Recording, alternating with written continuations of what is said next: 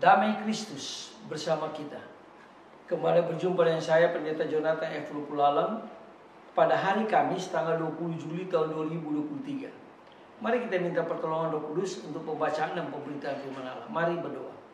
Tuhan Yesus, kami bersyukur atas napas hidup yang Tuhan Yesus berikan pada kami sampai pada hari ini. Itu berarti Tuhan masih membutuhkan kami tinggal di dunia dan terus berkarya bagi Allah Tritunggal sesuai dengan karunia-karunia yang Tuhan berikan pada kami. Saat ini kami mau menyampaikan firman-Mu. Urapilah hamba-Mu dan kuasa Roh Kudus-Mu. Beri penerangan juga pada pendengar yang akan mendengarkan firman Allah ini.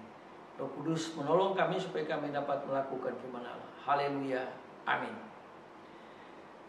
Mari kita baca firman Tuhan yang diambil dari Injil Matius pasal yang ke-14 ayat 13 sampai ayat 21. Namun saya hanya akan membacakan ayat yang ke-16 saja. Firman Tuhan berkata begini, kamu harus memberi mereka makan. Nah, saudara-saudara yang saya kasih dalam Tuhan Kristus, pada waktu itu ada 15.000 orang, bahkan lebih, yang kelaparan. Lalu mereka mau diberi makan oleh Tuhan Yesus. Lalu pada waktu itu ada anak kecil yang punya 5 roti dan 2 ikan. Murid-murid terkaget-kaget, mengapa dengan 2 roti 5 ikan ini, apakah Yesus bisa memberi makan? Lalu Yesus buktikan itu dengan kuasa Tuhan Yesus yang luar biasa. 5 roti dan 2 ikan, dia bisa membuktikan kuasanya sehingga mereka dapat makanan yang cukup bahkan melebihi.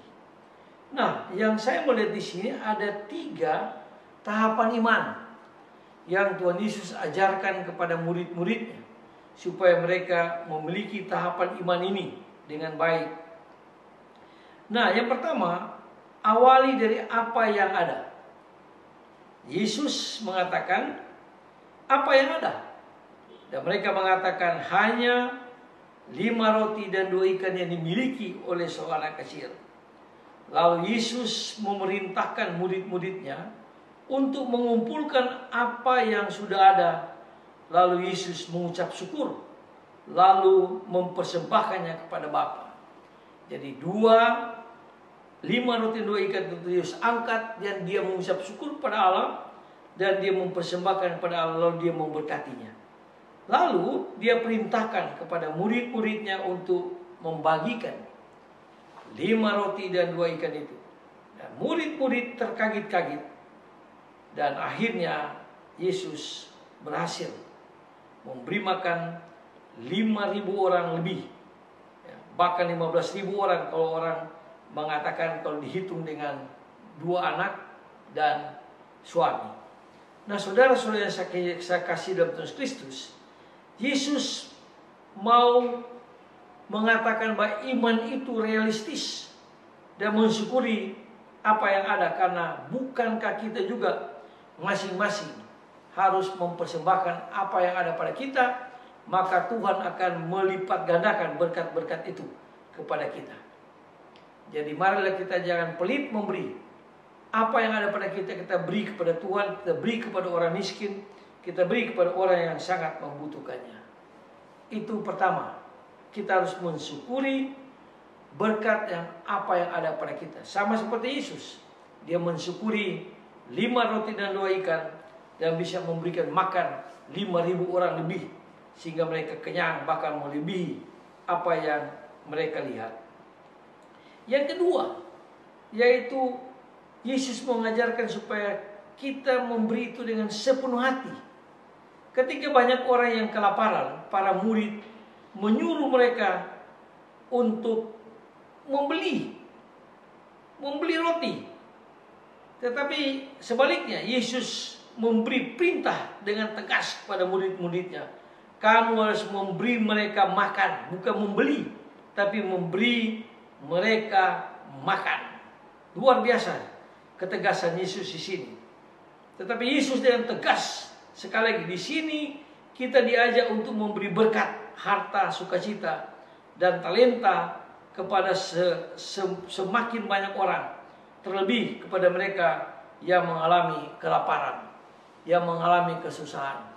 Jadi kita harus memberi, bukan membeli.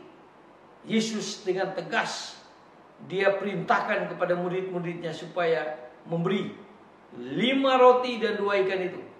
Dan mereka terkagit-kagit, lalu mereka memberi kepada orang-orang yang kelaparan.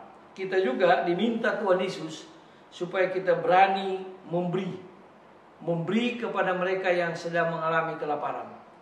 Terutama kita harus memberi Injil kepada mereka, supaya Injil itu diberitakan, maka Tuhan pasti akan mencukupkan segala kebutuhan mereka. Itu yang terpenting. Berbagilah apa yang ada pada kita dengan penuh syukur, dengan tulus, dengan jujur, dengan tidak bersungut-sungut. Lalu yang ketiga itu adalah cinta Tuhan. Jadi memberi itu dengan cinta Tuhan yang akan menyempurnakannya. Kalau kita memberi dengan penuh kasih, maka Tuhan Yesus akan menyempurnakannya. Tuhan Yesus menguatkan yang lemah, menyembuhkan yang sakit, dan mengenyangkan yang lapar. Jelas di dalam Tuhan yang sederhana menjadi sempurna, yang kurang menjadi lebih, dan yang biasa menjadi luar biasa. Asalkan kita sebagai orang yang percaya, sebagai murid-murid Kristus, kita harus punya cinta yang dalam untuk memberi kepada orang yang miskin, kepada orang yang sangat membutuhkannya. Ini sangat penting, karena di akhir zaman ini banyak sekali orang yang susah. Mari kita memberi makan kepada mereka, dan kita memberi apa yang ada pada kita. Terutama kita berikan Injil kepada mereka, sehingga mereka memiliki iman yang kuat, iman yang bertumbuh, iman yang menyelamatkan bersama dengan Kristus.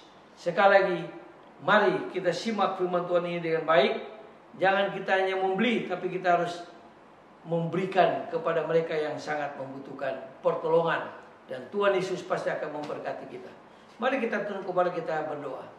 Tuhan, ajar kami Tuhan, supaya kami senang memberi kepada orang yang susah, pada orang yang lapar, pada orang yang miskin, pada orang yang sangat membutuhkan.